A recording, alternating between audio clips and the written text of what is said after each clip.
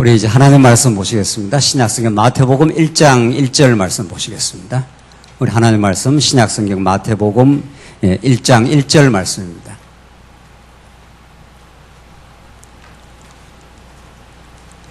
찾으신 줄 알고 봉독 드리겠습니다. 신약성경 마태복음 1장 1절 말씀입니다.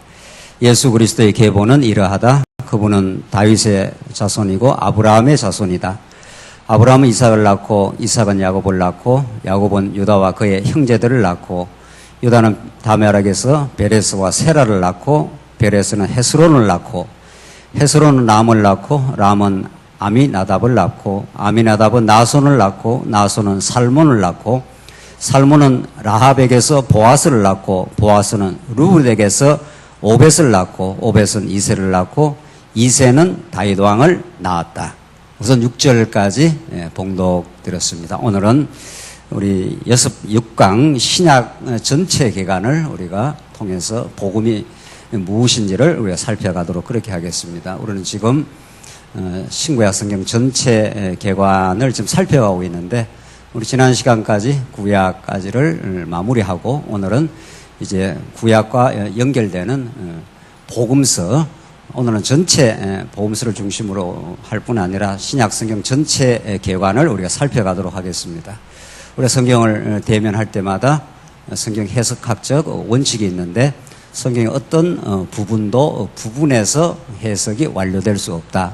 왜냐하면 성경은 창세기부터 계시록까지 한 원리, 한 의미로 관통되고 있는 하나의 진리이기 때문에 한 권의 말씀이기 때문에 특별히 오늘 우리 신약을 이제 우리가 접근할 때 구약의 배경에 대한 지식, 구약 배경에 대한 복음적 원리를 이해하지 못하면 우리는 오늘 마태복음에부터 전개되는 신약의 진정한 의미를 우리는 알 수 없을 겁니다.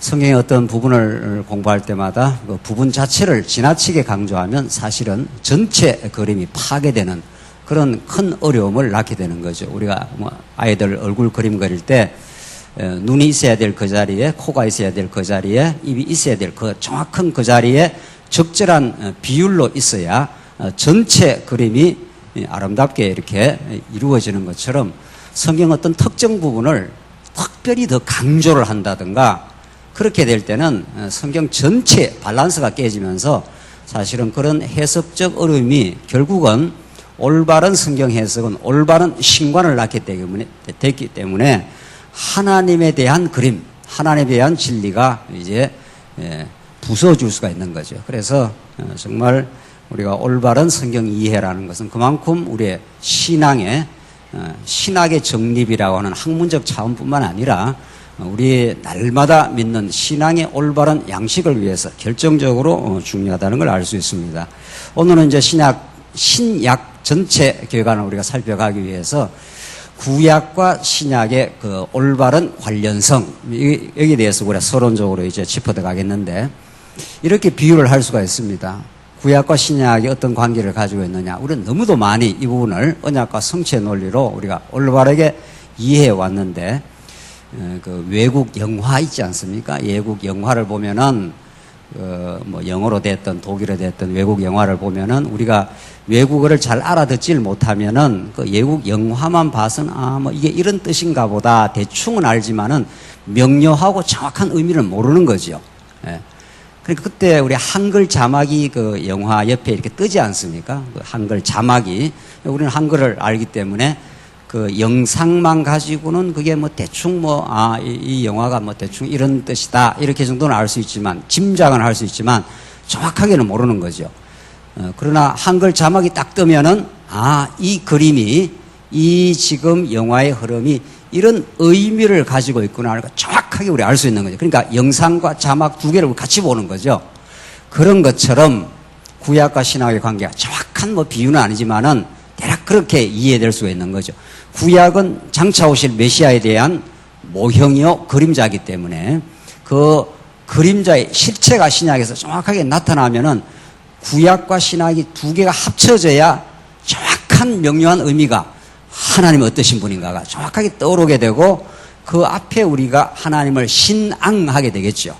그래서 구약과 신약의 이 관계라는 것은 얼마나 중요한 그 주제인지 모릅니다. 제가 여러 차례 이 강좌 처음에도 말씀드린 대로 최근 한 20여 년, 아주 최근입니다. 적어도 우리 개신교 신학이 500년 동안 이제 곧 이제 우리 개신교 탄생 500주년이 지금 곧 다 돼가지 않습니까? 500년이라는 이 장구한 세월 동안 신구약의 관계에 대해서 이렇게 집중적으로 지금 신학자들이 도대체 구약과 신학이 어떤 관계인가? 구약 신학, 신학 이렇게 따로 접근할 수가 없다. 해서 전체 성경 신학이라는 그러한 새로운 신학의 아주 관심사가 이렇게 한 20여 년 전부터 집중적으로 지금 거론된 적은 없습니다. 이 우리 말씀운동, 우리 성경신학의 태동, 지금 전개, 지금의 우리의 시련, 또 앞으로의 더 발전적 어떤 하나님의 인도하심, 이런 그 시대적 정황과 정확하게 맞물리는 거죠. 그래서 이 전체 성경신학이라고 하는 그런 그 주제가 미국에서뿐만 아니라 최근엔 독일에서까지, 독일은 완전히 자유주의 신학의 그 모판인데 거기서까지 신구약의 관계, 구약과 신학이 따로 연구될 수 없다. 이런 주장들이 지금 최근에, 오늘 지금 제가 이 나오기 전에 지금 책을 보고 나왔는데 그렇게 자꾸 주장되고 있습니다. 그런 의미에서 우리가 언약 성취사적으로 오늘 특별히 우리 마태복음을 우리가 읽었는데 신약 전체가 구약의 어떤 그 배경 속에, 어떤 언약 속에 예수님을 지금 구약에서 언약하고 있고 그것을 통해서 어떤 하나님을 우리에게 증거하고 있다 하는 것을 우리가 개략적으로 오늘 신약 전체를 살피는 것은 신학적으로도 너무도 중요하고 여러분과 저의 신앙에도 결정적인 그 중요성을 갖고 있는 거죠. 오늘 우리가 읽은 그 마태복음 첫 구절이 예수 그리스도의 족보라, 세계라. 옛날 우리 개역 성경에는 아브라함과 다윗의 자손 예수 그리스도의 족보에 대해서 아브라함이 이삭을 낳고 이삭이 야곱을 낳고 이렇게 전개한단 말이죠. 왜 우리 이제 더 자세하게 이제 짚어 들어가겠습니다만은 그 신약의 첫 이 마태복음이 이 족보로 예수 그리스도의 족보로 이렇게 시작되는가? 그래서 아브라함과 다윗의 자손 예수 그리스도의 족보, 계보라. 이렇게 해서 이제 아브라함이 이삭을 낳고 이삭이 야곱을 낳고 이렇게 그 전개되는 그 마태 그 1장의 내용이 우리가 지금 목화 화두가 되고 있는 구약과 신약의 관련성을 정확하게 설명을 해주고 있는 거죠. 우리가 이제 복음서 더 우리 다음 시간에 살펴갈 때도 설명을 하겠습니다만은 그 마태복음이 꼭 이 자리에 그 있어야 될 이유, 이런 건 정말 너무도 우리가 경탄하고 놀라는 거죠. 근데 알고 보면은 그건 너무도 우리는 필연적인 하나님의 섭리로 보는 건데 몸이 이렇게 건강하려면은 수조 개의 인간의 몸에 그 세포가 있다고 합니다. 그래서 사실은 의학자들, 생물학자들이 이 몸을 연구하는 생물학자들이 너무 놀란다는 겁니다. 그 DNA의 염기 서열이라는 게 있는데 왜 그 여러분들 우리는 생물학자는 아니라도 TV 보면 염기 서열이라 해서 꼬불꼬불하게 해서 DNA 구조가 아마 쫙 연결되어 있는 그 서열이 있다는 겁니다. 그 서열이 조금 이렇게 바뀌면은 몸에 질병이 이제 생긴다는 거 아니겠어요? 그게 있어야 될 그 자리에 서열에 그대로 그 배치가, 그 세포가 배치가 되어 있어야 이렇게 몸이 건강하답니다. 그게 수조 개가. 수조 이러면 우리가 좀 감이 잘 안 오잖아요. 수조 이러면 수가 얼마나 많은지. 그렇게 이 몸이 수많은 세포로 구성이 되어 있는데 그 배열이 정확하게 이렇게 배열이 되어 있다고 합니다. 그걸 세상에 누가 그렇게 배열을 해놓겠느냐는 거예요.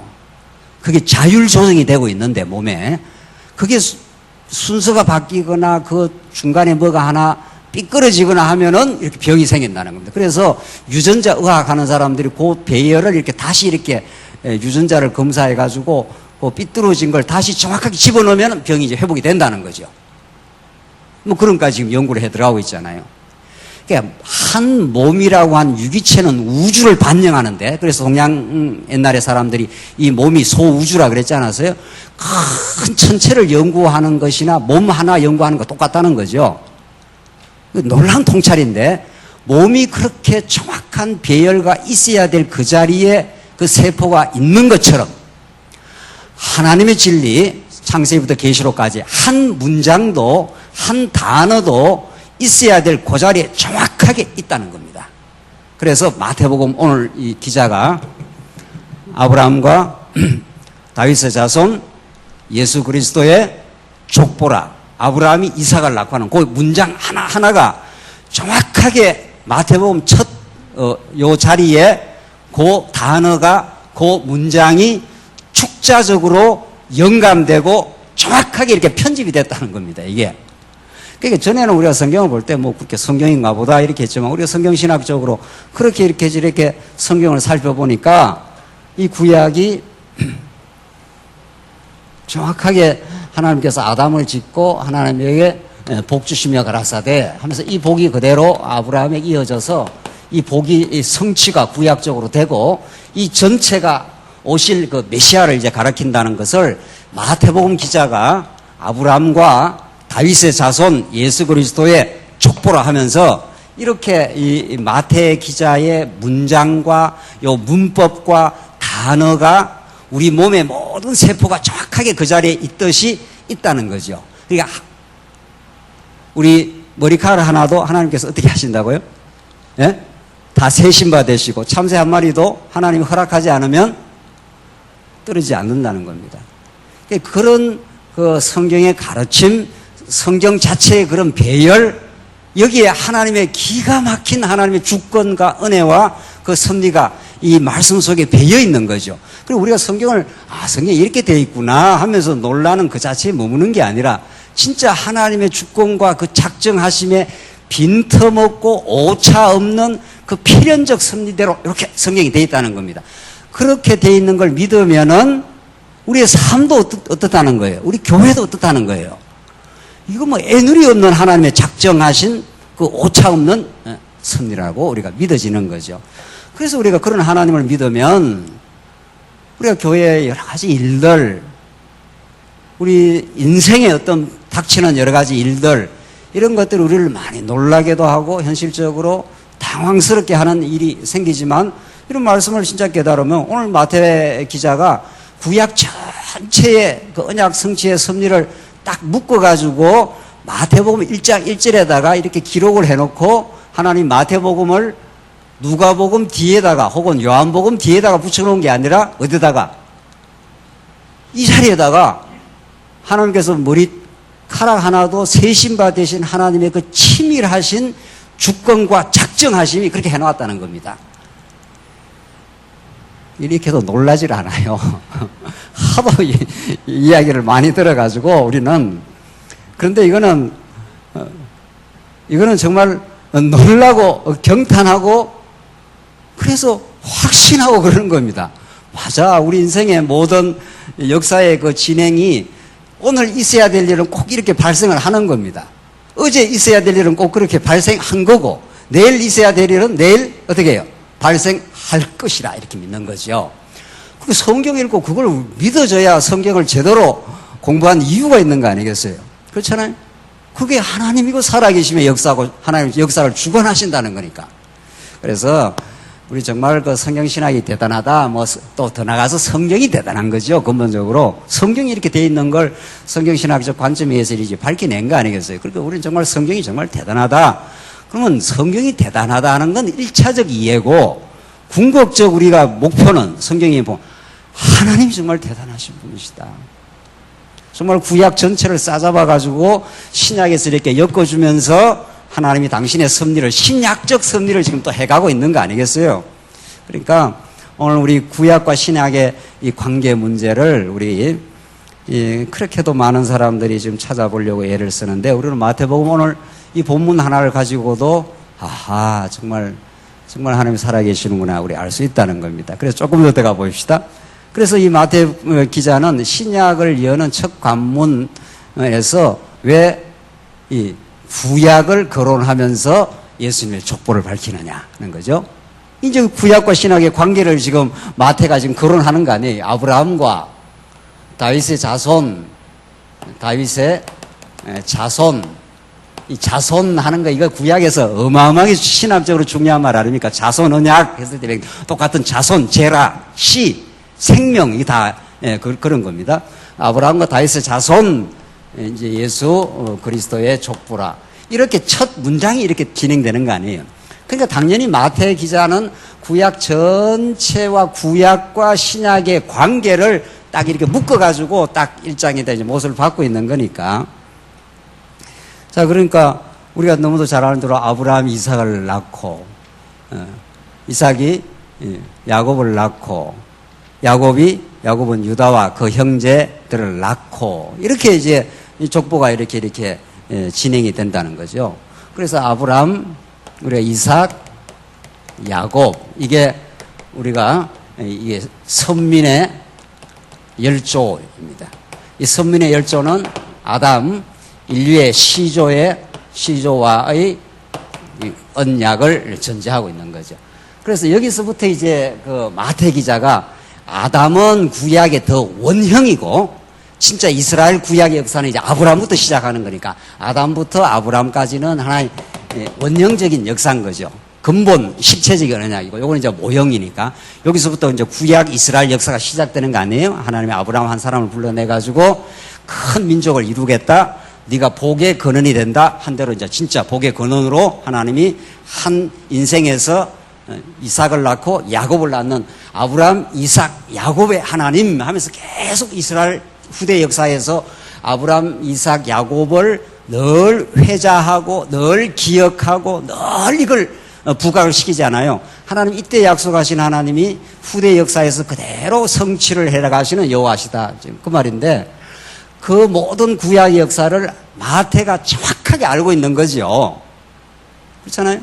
이 마태가 그래도 하나님께서 그 마태로 알고 그걸 알도록 그러니까 이 당시 예수님 당시에 예수님의 제자들은 구약의 그 문화 속에 구약의 문화와 그 세계관과 가치관과 그 가르침을 충분히 알고 있던 사람들입니다. 이 사람들이.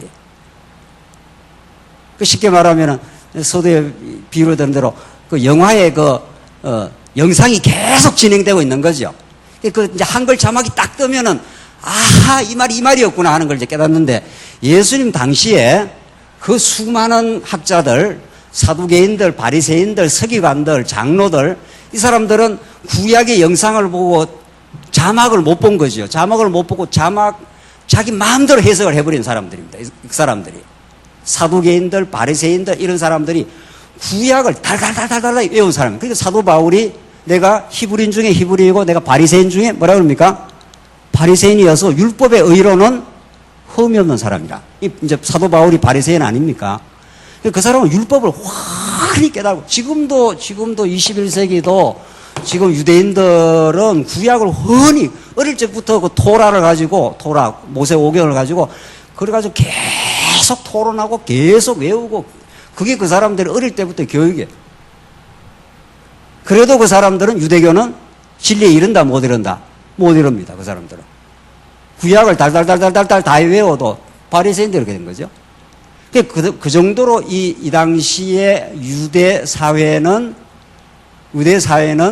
어릴 적부터 그냥 구약의 세례를 받은 사람들인 거죠. 마태도 마찬가지예요. 마태도 구약을 달달달달 알고 있지만은 그게 무슨 의미인지 그걸 몰랐을 뿐인 거죠. 무슨 의미. 근데 하나님께서 하늘의 성령을 통해서 그걸 깨닫게 하니까 이런 뜻이었구나 이제 깨달은 거죠. 마태가. 그래서 이걸 마태가 이걸 족보를 기록한 거 아니에요. 구약 전체가 그러니까 하나님께서 아브라함에게 하신 것을 이삭, 야곱 마침내 다윗을 통해서 이루시고 다윗 이후에 그냥 아브라함부터 다윗까지 다윗부터 바벨론 이거시까지 바벨론 이거 이후에 그 다음에 예수님까지 14대로 정확하게 딱딱딱 맞춰가지고 아주 기하학적으로 맞춰갖고 쾅 이렇게 예수님에게 이제 정리를 해주고 있잖아요. 그 언약이 쭉 족보를 밝히는데 우리가 족보의 의미를 몰랐을 때는 우리 족보의 의미를 어떻게 알아? 이걸 뭐 그냥 왜 낳냐 낳고 무슨 의미냐? 이게 뭐 또 저한테는, 얘한테는 제일 좀 답답하고 어려운 성경이에요. 성경을 처음 예수를 믿는데 마태복음을 읽으라 그러니까 낳고 나오니까 뭐 알 길이 있나요? 옆에 사람한테 물어도 모르고, 당신은 어떻게 해서 이게 성경이 의미가 있냐 그러니까 몰라도 또 이게 양식이 된다는 또 사람도 있더라고요. 몰라도 꿀성이처럼 이 말씀이 좋다고. 야, 참 저런 경지도 있구나 말이에요. 세상에. 모르고도 이게 무슨 뜻인 것도 모르고 그냥 읽는다는 거예요. 저런 신앙도 있구나. 나는 또 우리 저런 신앙이 안 되나 뭐 이런 때가 있었는데 그걸 알고 보니까 아브라함이 이삭을 낳고 보십시오. 아브라함이 이삭을 못 낳습니다. 절대로. 못 낳도록 하나님이 몰아갔습니다. 99세가 되도록, 사라가 90세 되도록. 그러니까 아브라함이 이삭을 낳고 이 말 속에 아브라함이 인생 75세에 부름을 받아서 죽을 때까지 인생이 다 들어있는 거 아니에요. 특별히 이삭을 낳을 때. 그러니까 아브라함이 이삭을 낳고라는 말은 하나님이 살아 계시고 이걸 쾅쾅쾅쾅 도장을 찍어주고 있는 거죠. 하나님이 살아 계시지 않으면 어떻게 넣겠느냐는 거예요. 그러니까 하나님이 낳을 수 없는 불가능한 상황을 만드시고 낳습니다. 그러니까 아브라함이 할렐루야 그렇게 되는 거죠. 하나님이 살아 계시지 않으면 이삭을 낳을 수 없어. 그 스스로가 하나님 나타났을 때 다 못 낳는다고 또 좌절한 사람들이고 불가능한 걸 그 현실적으로 보면 도저히 안 되게 하고 하나님께 되게 한 거죠.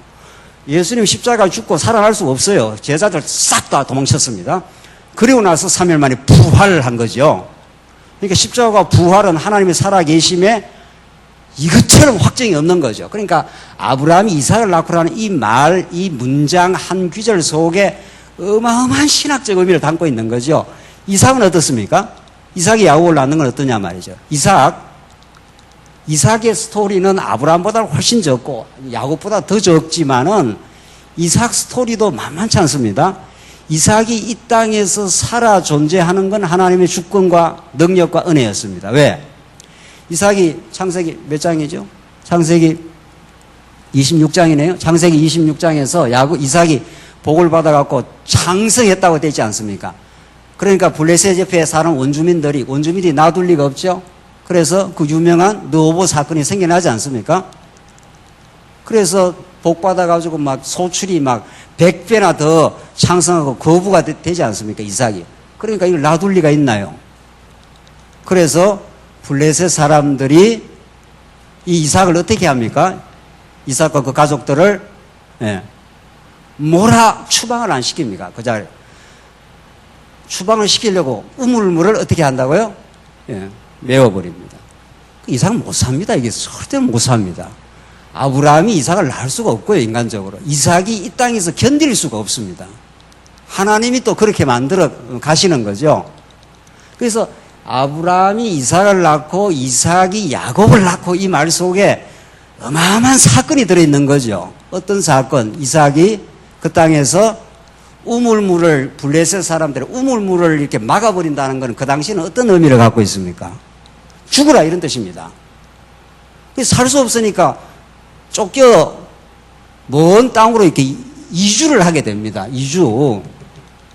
이주를 해가지고 겨우 요즘처럼 이 우물 파는 기기가 있습니까? 그냥 땅을 그냥 파고 들어가가지고 먹고 물을 마셔야 사니까. 그래서 파가지고 생수의 샘을 얻었더니만 다시 어떻게 해요? 그 주변에 있는 사람들이 그냥 놔둡니까? 안 놔둬요. 또다시 우물을 메워가지고 끝없이 이삭을 핍박을 합니다. 그래서 이삭이 견딜 수가 없어서 또 도망치는 거죠. 그래서 이거를 그랄 목자들이 우물을 강탈한 애색이라 그렇게 말하지 않습니까? 또 나가서 이건 우물물은 그 당시에 생존의 절대적 조건이니까. 그러니까 우물물을 메웠다 하는 것은 너 못 살아. 생육 번성이 안 돼. 이 땅에서 못 살아. 이런 뜻입니다. 그렇게 하나님이 만든다 이런데 그런 적대적이고 어렵고 힘든 상황 속에 이렇게 언약 성취가 계보가 이어져 나가는 겁니다. 이게. 그러니까 아브라함이 이삭을 낳고 이삭이 야곱을 낳고 이 말 자체는 하나님이 살아계시고 이들을 보호하지 않으면 불가능하다 그런 뜻입니다. 이게. 그래서 이삭이 마침내 또 밀려가가지고 또 옆에 사람들이 싸우고 그래서 그 우물을 신나라 그랬더라. 그러잖아요. 그러니까 이게 몇 번입니까 이게. 이삭이 쫓겨나고 추방당하고 우물을 메우고 하는 사건이. 그래서 밀려간 곳이 어딥니까? 이게 언약 백성들의 운명입니다. 언약 백성들이 이 땅에서 당하게 되는 어려움과 환난과 애매한 일과 이 모든 일을 이삭의 이 르호봇이라고 하는 넓은 땅으로 마침내 인도되어 여호와께서 우리를 위하여 넓혀주신 이 땅에서 번성할 것이라고. 그게 마지막에 나타난 땅 르호봇이라는 곳입니다. 하나님이 처음부터 르호봇 땅을 딱 주면 될 거 아니에요. 어차피 이게 지금 이렇게 개성되어서 누가 나와야 되니까. 오늘 마태복음 말씀대로 누가 나와야 되니까.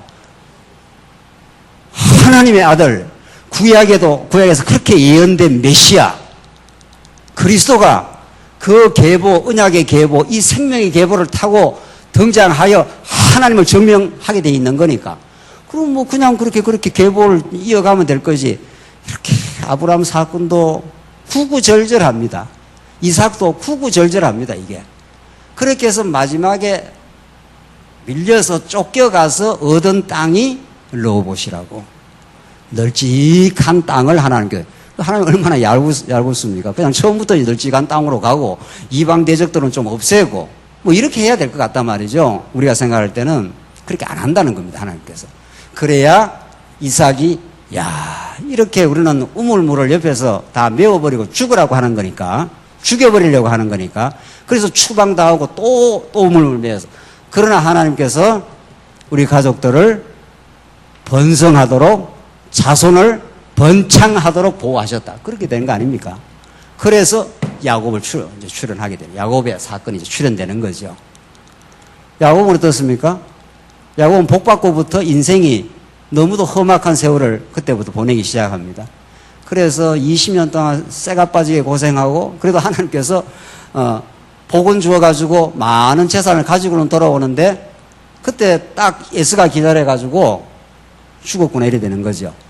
그래서 하나님께서 돌아와서도 자기가 살려고 수단 방법을 다 취할 때마다 이제 야곱을 결정적으로 한번 거꾸로 터리는 사건, 그게 약복관 사건입니다.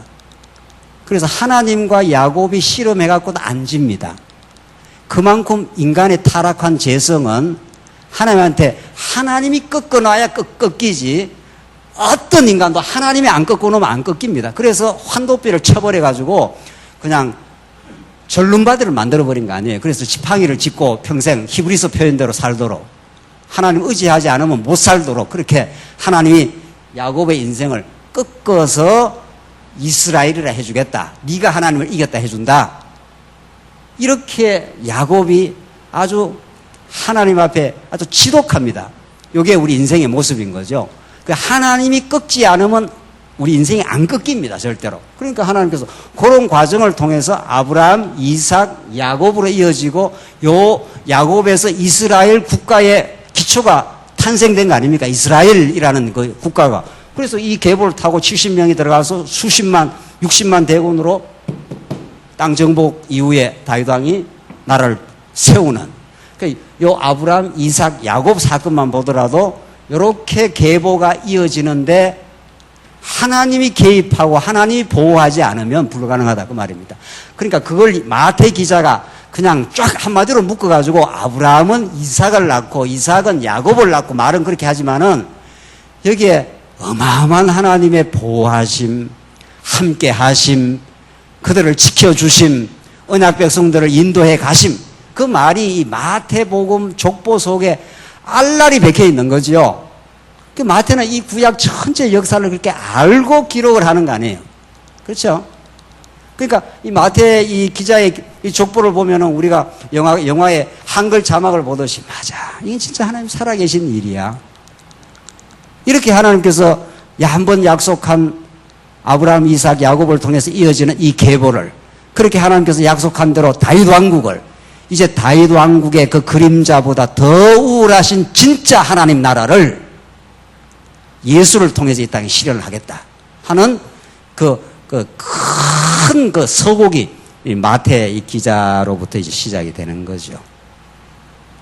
그래서 이 족보 하나만 보더라도 이 구약의 모든 복과 다윗 왕국을 통한 하나님의 존재와 속성의 이 확정은 전부 이제 예수 그리스도라고 하는 이 구약의 모든 사건은 이 예수 그리스도라고 하는 이 한 분에게 집중되고 이 한 분에 의해서 이 땅에 이제 하나님 나라로 실현되고 하나님의 살아계심을 이제 확정해 나가는 사건으로 그렇게 구약 전부가 여기에 와서 초점에 와서 쾅 이렇게 마침표가 찍어지는 거죠.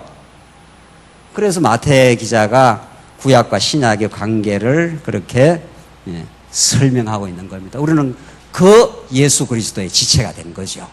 그래서 우리는 그 하나님의 자녀가 된 거죠. 그걸 지금 마태 기자가 지금 설명을 해 주고 있습니다. 그래서 우리는 구약과 신약의 이 관계는 불가분의 관계, 구약을 공부할 때는 장차 이루어질 메시아 사건으로 결론을 짓고 신약을 공부할 때는 구약의 모든 아담, 아브라함, 다윗으로 이어지는 하나님의 그 복의 성취, 결국 하나님의 나라, 그걸 통해서 보여주시는 하나님 여호와 되심을 우리는 예수 그리스도 사건에서 읽어내는 거죠.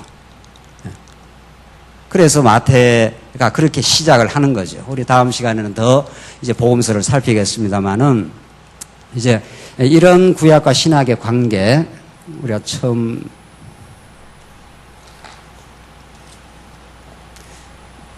우리가 구약과 신약의 관계를 우리가 살폈고 이제 신약 전체 구조를 한번 보십시다. 구약의 이 언약을 배경으로 해서 이제 성취가 이루어지는데 여기가 복음서고 그다음에 사도행전이고 수많은 서신서들이 있고 계시록이 이렇게 있습니다. 하나님의 이런 배치를 통해서 예수는 그리스도이심, 하나님 살아계심을 우리가 증명을 해 가신다는 거죠. 우선 복음서 한번 보십시다. 복음서가 도대체 어떤 겁니까? 우리가 잘 아는 대로 예수님이 가이사라 빌립보에서 너희는 나를 누구라 하느냐 이렇게 그 제자들에게 묻지 않습니까? 사람들한테 너희는 인자를 누구라 하느냐 하니까 예레미야라 합디다 누구랍디다 이렇게 자꾸 딴소리를 하니까 예수님이 딱 제자들한테 직접 이제 묻습니다. 너희는 나를 누구라 하느냐.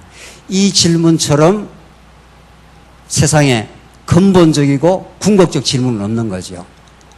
철학하는 사람들은 나는 누구냐 하는 이걸 질문을 삼은 거 모든 세상 탐구를 하지만은 우리 신앙인들은 성경을 진리의 말씀으로 깨닫는 사람들은 질문이 달라지는 거죠. 너희는 나를 누구라 하느냐. 다시 말해서 예수는 도대체 어떤 분이시냐. 이게 우리 모든 택한 백성들의 근본적인 질문인 거죠. 예수님은 그렇게 질문해요. 예수님은 기가 막힌 교육자니까 이 질문이 없으면은 사람이 생각을 하지 않잖아요. 우리가 모든 공부를 할 때 우리 자녀들한테도 자꾸 질문을 가지게 하고 또 우리도 도대체 성경이 어떻게 돼 있지? 왜 예수님이 어떤 분이시지? 뭐 이렇게 자꾸 질문을 통해서 모든 진리 탐구가 시작이 되고 또 하나님이 우리에게 질문을 주십니다. 삶의 고통을 주시는 것은 내가 전에 갖지 못한 질문을 갖게 하는 하나님의 진리 탐구의 인도 방법입니다. 우리가 삶에 지금 신앙으로서는 감당하기 어려운 고통이 와야 그래야 그때라야 우리는 하나님 앞에 하나님 도대체 이게 무슨 뜻입니까? 왜 내가 이걸 겪어야 합니까? 하면서 전에 알던 하나님 정도가 아니라 더 깊고 넓은 하나님의 뜻을 찾게 돼 있죠. 그래서 하나님께서 고통을 주시는 겁니다. 하나님 무슨 과학적 환자라서 우리한테 고통 주는 게 아니라 더 깊은 진리에게로 자꾸 들어가게 하기 위해서 고난을 주시고 고통을 주시는 거죠. 그래서 인간은 하나님처럼 되어 있기 때문에 고난이라고 하는 하나님의 교육 세팅이 우리에게 오지 않으면 우리는 그 자리에서 자족을 하기 때문에 그 자리에서 안주하고 자족을 하기 때문에 하나님이 이렇게 70년 바벨론 포로로 하는 고난의 세월을 주시는 거죠. 그때라야 이스라엘 백성들이 질문을 합니다. 하나님, 왜 우리가 이 이방 땅에 이렇게 와 있습니까? 왜 멀쩡한 성전 다 불타고 하나님이 그렇게 좋은 나라를 만들어줬는데 그럼 왜 이러고 앉아 있습니까? 이러면 하나님이 답을 주신다는 거죠. 그래서 예수님이 지금 질문을 하는 겁니다. 너희는 나를 도대체 누구라 그러느냐? 그러니까 베드로가 얼떨결에 그런 걸 얼떨결이라 그럽니다. 얼떨결에 주는 어떻게 해요? 그리스도시요 살아계신 하나님의 아들입니다. 이런 세상의 최고의 진리, 최고의 위대한 답이 떨어진 거죠. 네가 깨달은 게 아니고 하나님 깨닫게 해서 이렇게 이제 예수님이 이제 드디어 시작이 되지 않습니까? 그 베드로의 그 질문 속에. 그래서 예수님께서 그 답을 너무도 갸륵하게 생각을 하시고 뭐라고 그럽니까? 예수님께서 내가 이 반석 위에 어떻게 해요? 교회를 세우리니 음부의 권세가 이기지 못한다. 이게 예수님의 약속한 보험세의 약속 중에 결정적으로 중요한 그 약속입니다. 내가 이 반석 위에, 그러니까 예수님이 베드로 이름을 뭐라고 원래 지었으니까, 원래는 뭐니까? 게바 아니에요. 게바 그 반석이라는 베드로라는 반석의 이름을 줬으니까 게바에서 베드로로. 그래서 이 반석 위에, 그 반석이라는 건 베드로라는 인간 위에가 아니라 베드로의 그 신앙 고백 위에 교회를 세우겠다. 하나님 나라를 세우겠다. 그러면은 사단의 권세가 유혹을 해서 흔들 수는 들어 있지만은 어떻게 해요? 음부의 권세가 이기지 못해. 반드시 교회는 세워져. 이런 약속을 했기 때문에 그 약속이 예수님 다시 오실 때까지 그 약속에 신실하신 하나님이 승리하도록 인도를 해 가신다. 그걸 우리는 믿죠. 그걸 우리가 믿죠. 우리 예수 믿는 사람, 이 성경의 언약에 신실하신 하나님을 믿는 사람은. 그러니까 교회가 어떤 시련이 와도 음부의 권세가 우리를 이길 수 없다. 그렇게 예수님께서 그렇게 약속을 해준 거죠.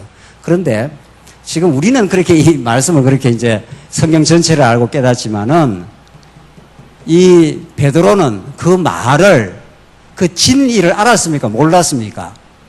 몰랐다는 걸 그 뒤에 바로 증명이 되잖아요. 바로 예수님께 내가 이제 나이가 좀 있으면 죽으러 간다. 서기관과 바리새인들에게 잡혀가지고 내가 죽을 것이다. 그러니까 베드로가 뭐라고 그럽니까? 무슨 소리 합니까? 하면서 예수님을 꾸짖었다는 거 아니에요. 그러니까 베드로는 예수는 그리스도이시다. 주는 그리스도시요. 그리스도란 말은 선지자요, 왕이요, 뭐라는 뜻이니까. 뭐 제사 직분을 통해서 죽을 존재다 이런 뜻인데. 그러니까 말을 얼떨결에는 했지만은 그 진리를 못 깨달은 거죠. 그러니까 예수님 그러면 안 됩니다. 당신이 우리하고 같이 있어야 오병이의 기적도 행하고 바다를 잔잔케도 하고 어려운 일이 있으면 다 해결도 해주고 그래야 되지. 당신이 그래 죽는다는 말이 무슨 소리냐 말이죠.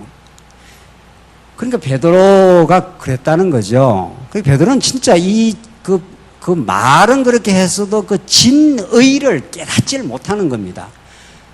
그 말과 믿음의 그 갭은 언제나 있는 겁니다. 우리도 마찬가지고 모든 오고 오는 택한 백성들도 예수는 그리스도란 말 우리 유치원 애들도 알잖아요. 그 말의 그 깊은 의미는 살아가면서 성경을 깨달으면서 하나님이 진짜 또 깨닫게 해야 믿어지는 겁니다. 그 진짜 예수는 그리스도입니다라고 진짜 믿어지면은 만사가 걱정할 게 없는 거죠. 그분이 왕이시니까. 근데 우리는 걱정도 많이 하고 하지 않아요. 그러니까 베드로나 우리나 거기서 그걸 50보 뭐라 그럽니까? 그 100보라 그래요. 50보 도망친 놈이나 100보 도망친 놈이 왜 나옵니까 지금? 100보 도망치는 사람 보고 50보 도망치니 네가 왜 그래 비겁하게 도망을 치냐 그랬다는 거 아니에요. 똑같다는 겁니다. 진짜 중요한 거는 그 고백을 신비의 세계에서 깨닫고 믿어져 가는 것도 하나님의 은혜입니다. 그래서 그 의미를 베드로는 깊이 못 깨닫고 예수님 당시에 모든 제자들이 그걸 못 깨닫습니다. 그걸 어디서 알 수가 있는가 하면은 예수님이 이제 부활까지 했지 않습니까? 그래서 사도행전에서 그 제자들이 이제 쭉 모였지 않습니까? 모여가지고 예수님 곧 이제 성천하기 바로 직전에 이제 마지막 그 약속을 해주려고 제자들이 쭉 모여 앉았지 않습니까? 그 제자들이 뭐라 그랬습니까? 이스라엘을 회복할 때가 이때입니까? 하는 이런 엉터리 질문을 하고 있잖아요. 그때까지 제자들, 이 당시에 모든 유대인들, 이들은 진짜 성경이 가르치는 메시아, 올바른 메시아 사상을 갖고 있는 게 아니라 바벨론 포로 이후부터 약 400년 동안 중간기를 거치면서 엄청난 환란을 많이 거친 유대 백성들은 예수님을 대망을 하긴 하는데 그 메시아 대망 사상입니다. 예수님 당시에 이 열혈 당원들까지 포함해서 이들은 예수님이 이 땅에 오셔가지고 군사적으로 정치적으로 이 땅에 다윗 왕국 같은 그런 나라를 이루어주려고 믿은 겁니다. 그러니까 그런 이스라엘을 회복하시면 이때입니까? 이렇게 묻는 거죠. 그러니까 예수님 뭐라 그럽니까? 헛소리하지 마. 뭐 이런 거죠. 그런 거는 다 아버지께 다 맡겨놨고 너희가 성령에 오시면 어떻게 해요? 너희가 권능을 받고 예루살렘과 유다와 사마리아가 땅끝까지 이르러 내 뭐가 정인이 되리라. 죽는다 이런 뜻입니다. 정인은 그대로 보고 말하다가 죽을 사람들 이런 뜻이에요. 실제로 육신적으로 죽기도 하고 옛사람을 날마다 하나님이 죽여가기도 하시고 실제로 뭐 예수님의 제자들이 많이 죽었으니까 순교해서 정인하는 건 그대로 입을 돌리지 않고 예수님이 부활하셨습니다라고 그대로 약속대로 부활하셨다고 증거하는 사람. 그래서 옥에 갇히고 고난받고 스데반처럼 죽고 그렇게 될 사람들. 그러니까 제자들의 기대하고는 너무 다른 거죠. 제자들은 예수님 와가지고 로마를 다 일부에 제거를 하고 자기들의 좋은 이스라엘 나라를 회복해 줄 그런 생각을 하고 있었는데 너희들이 지금 기대하는 그런 메시아가 아니야. 나는 와서 죽어. 그리고 부활해. 그리고 이 땅에 보이는 왕국을 이루는 게 아니라 보이지 아니하는 하나님의 나라를 겨자씨처럼 그 씨앗이 심어지면은 점점 보이지 않게 확산되어서 거목을 이루어서 진짜 보이지 않는 하나님 나라를 이루어 거기에 평강과 의와 평강과 기쁨이 있어. 이런 거죠. 그래서 진짜 예수님은 그들이 기대했던 가짜 메시아, 그들의 육신의 삶을 평안하게 해줄 그런 메시아가 아니라 영생을 줄 메시아, 오히려 우리에게 고난을 주시되 더욱 하나님 안에서 참된 평화를 주실 진짜 메시아, 그런 메시아로 오겠다는 겁니다. 그게 예수님이 지금 복음서에서 증거하는. 그래서 예수는 그리스도이십니다. 이게 우리가 잘 아는 대로 구약의 메시아를 헬라어로 바꾸면 크리스토스니까 기름 부음 받은 자. 그래서 선지자, 왕, 제사장으로서 제사직을 수행한다. 우리 예수는 그리스도입니다. 이걸 진짜로 믿어지게 하려고 이제 성령이 오시는 거죠. 그래서 성령이 오셔야 땅에 속한 모든 생각들을 다 하나님께서 없애가시고 이 땅에 우리는 육신으로 태어나서 전부 우리가 이 땅의 영광을 추구하는 게 우리 존재고 베드로고 제자들이고 우리들이고 다 그러니까 그 생각을 하나님께서 다 죽여가시고 하늘 메시지를 우리에게 주시겠다. 하늘의 뜻을 주시겠다. 우리가 땅에 속해서 땅에서 죄 가운데 태어났지만 우리의 원래의 존재, 원래의 우리의 정체성은 영혼 안에서 하늘 존재로 우리가 태어난 존재다. 그런 하나님이 우리의 아버지가 되신다 하는 그 진리의 주관자이신 예수를 가르쳐 주는 거죠. 예수는 그렇게 믿는 거죠. 우리의 진리를 깨달아 간다는 것은 다 예수님이 예수의 영이 오셔서 우리에게 깨닫게 하시는 거고. 두 번째, 이게 이제 우리 신약 전체의 주제 아닙니까? 이게 예수는 그리스도. 예수는 왕이시다. 이 말이 뭡니까? 예수는 왕. 왕 정도가 아니고 왕 중에 뭡니까? 왕이시니까. 그래서 예수님이 진짜 왕이 되셔서 주권적으로 우리 교회를 다스릴 뿐 아니라 온 세계를 지금도 다스리고 있는 분이시다. 그 왕이 놀랍게도 우리를 지배하거나 군림하는 게 아니라 사랑으로 다스려 주시겠다. 그래서 죽음으로 그 사랑을 확정을 하겠다고.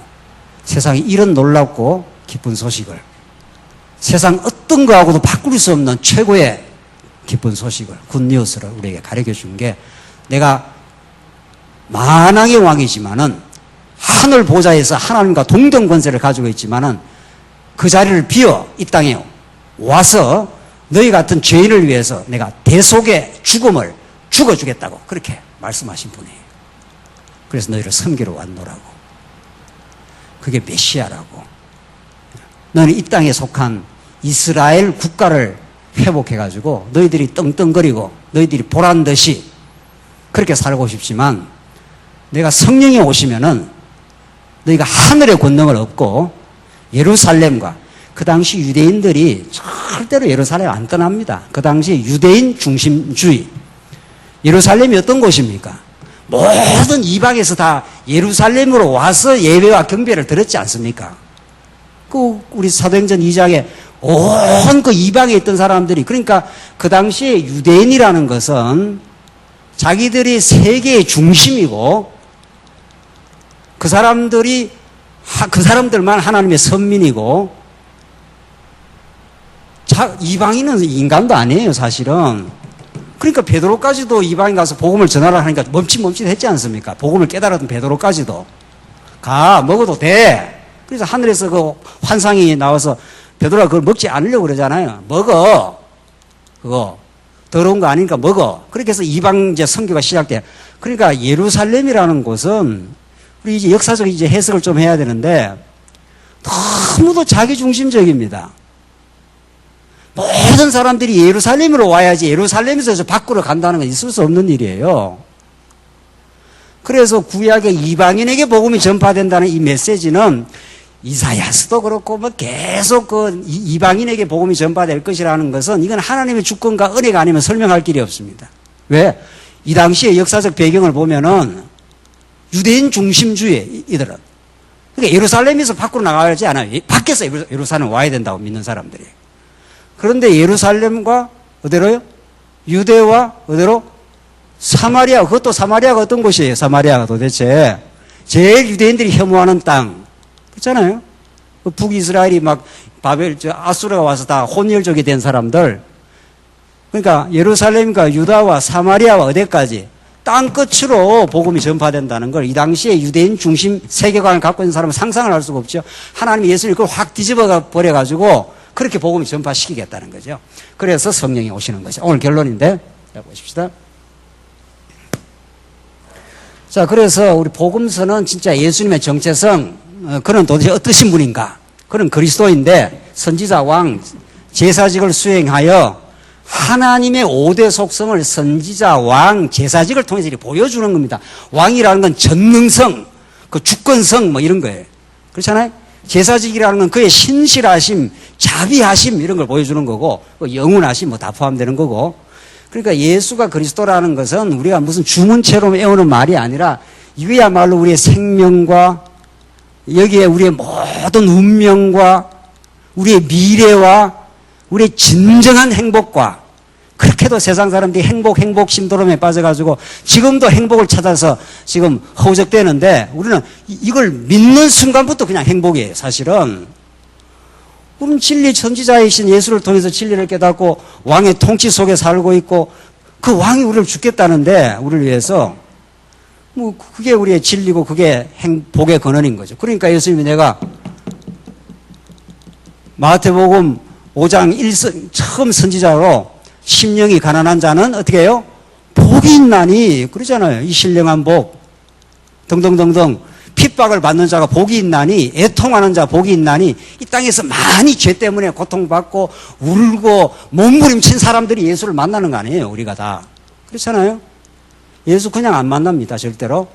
예수님을 만나 참으로 즐거워하는 사람은 그만큼 죄 아래 몸부림치고 진리 밖에서 헤매이고, 특히 우리 말씀 운동에 오신 분들은 다 헤매이고 방황하다가 으악 소리 난 거 아니에요. 아하, 이렇게 정말 살아계시는 거구나. 그게 복음서라면 이제 사도행전은 우리 오늘 신약 전체니까 사도행전은 뭡니까? 그런 예수 그리스도에 대해서 제자들이 못 깨달으니까 이제 깨닫게 하는 영을 예수님이 약속을 해주겠다는 거예요. 그래서 첫째, 성령이 오시면 너희가 권능을 받고 너희가 땅끝까지 이르러 어떻게 해요? 정인이 되고, 셋째, 예수님 다시 오신다.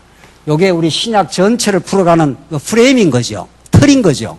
진짜 성령이 오셨어요? 아까 우리도 설명한 대로 성령이 오시기 전에까지도 제자들은 예수님을 직접 보고도 모릅니다. 몰라요. 그러니까 이 신령한 진리는 성령이 와서 우리의 신비의 세계에서 깨닫게 해야 깨닫는 거지, 성경 아무리 가르쳐도 깨닫는 것도 아니에요. 전하는 자도 성령이 역사하고 듣는 사람에게도 성령이 함께 역사를 해야 깨닫는 거 아니에요. 그래서 성령이 오시면은 땅 끝까지 너희가 정인이 되는데, 이게 우리 신약, 지금 우리 21세기에 살고 있는 거니까. 그렇잖아요? 그래서 예수님이 진짜 하신 약속대로 사도행전에서 계시록까지의 전체 누가 이 땅 위에 하나님의 나라를 건설하고 양육하고 무장시키고 투쟁하고 마침내 승리의 길로 누가 인도를 해가느냐, 이게 성령에 의한 성취라는 거 아니에요. 이 앞에가 이게 예수에 의한 성취니까. 예수는 성령하고 똑같아요.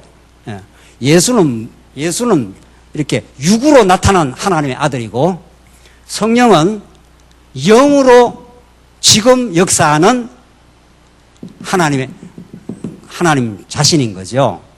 그래서 신약이, 우리 오늘 신약 전체니까 예수에 의해서 성취가 되어서 그리스도로 성취가 되고, 구약의 그 모든 언약들을 이루어서 하나님 살아계심을 증명하고, 이제 로마서부터 사도행전부터 실제로 사도행전에 그렇게 예루살렘과 유다와 사마리아와 땅끝까지 이르러 계속, 그 당시에는 로마까지, 그 당시 땅끝 로마 스바나까지 이렇게 사도 바울이 가기를 원했지만은, 지금 성령이 살아계셔서 영국을 대영 제국으로 만들어서 해가 지지 않는 나라를 만들고, 역사는 그렇게 복음이 땅끝까지 전파되게 하려고 영국인들이 예뻐서 그렇게 하나님께서 그렇게 큰 나라를 이루어준 게 아니고, 그레이트 브리튼 하는 큰 대영 제국을 만들어준 거는 땅끝까지 영국 사람들에서 복음을 전파하려고 하나님께 그걸 만들어준 것 뿐입니다.